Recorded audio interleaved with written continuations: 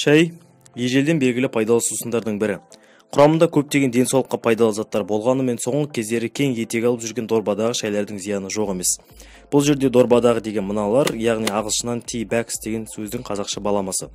Дорба не қалта қалай айтса да мағынасы келе береді. Сол себепті алда екеуі де қалтар қолданылатын болады. Бір өте сұмдық мәлімет. Қазіргі шай дорбаларының көбісінің құрамында 25%-ға дейін пластик бар. Пластик дорбаларға ыстық температурада формасын сақтап тұру үшін қолданылады. Бұл мәселенің бәрін полипропилен шешеді. Полипропилен аллергиясы барларға аллергия тудырғаннан бөлек көптеген денсаулыққа зиянды жақтары бар. Атап айтқанда эндокриндік жүйеге қатты әсер етеді. Генетикалық өзгеріс пен рак тудырады. Жыныс жүйесіне де жаман әсері бар. Әйелдің жыныс гормоны эстроген сияқты ағзада жүріп, біраз зиян тигізеді. Және де полипропилен қалталардың ұзақ уақыт бұзылмай сақталып тұру үшін де қосылады.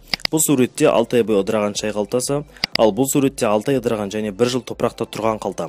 Көргенде кіп-кішкентай қалтаға пластик қосу арқылы оны оңдаған жылдар бойы ыдырамайтындай етеді. Одан да жаманы эпихлоргидрин деген жасанды зат. Бұл зат ыстық суда белсенді карциноген болып табылады. Карциноген дегенімізді түсіну үшін менің каналымда қатерлік туралы 2 видеоны қарасаңыз болады. Сілтемесі шықты, басып қараңыз. Эпихлоргидрин бұдан басқа да зиянкес жәндіктерді жою үшін қолданылатын зат. Осы екі заттың өзі шай дорбаларының аулақ тұруға жол ашатын еді. Бірақ шай өндіруші компаниялар да қолдықтарын тоқтатар емес. Формасын пирамидаға ұқсатып жасап, ішіне бүтін шай жапырақтарын салып қойып, басқаларыныкінде ішінде шаң емес таза шай бар. Сырты таза 100% матадан жасалған. Сапасы өте жақсы, қымбат деп сатылып жүрген шай дорбалары да назардан қалмауы керек. Себебі олардың сырты да көптеген полиэтилен терефталаттан жасалады. Ал бұл затты денсаулыққа зиянды болып есептеледі. Шай дорбаларының құрамынан бөлек 2019 жылғы мына зерттеуге көңіл бөлейік. Зерттеушілер жалғыз бір ғана шай қалтасын қайнаған суда, яғни 95 градуста шайға 11 миллиард микро және 3 миллиард нанопластиктерді шашатын көрсеткен. Енді ойлап қараңыз.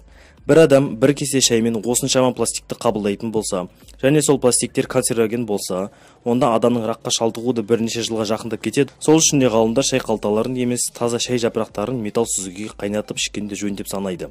Өзіңізді және айналаңызды денсаулығыңызға назар аударсаңыз, қалталардан шай ішуді доғару керек. Аталған мақала мен қызықты басқа ағылшынша видеоларға сілтемесін дескрипшнға қалдырдым. Оқи аласыз.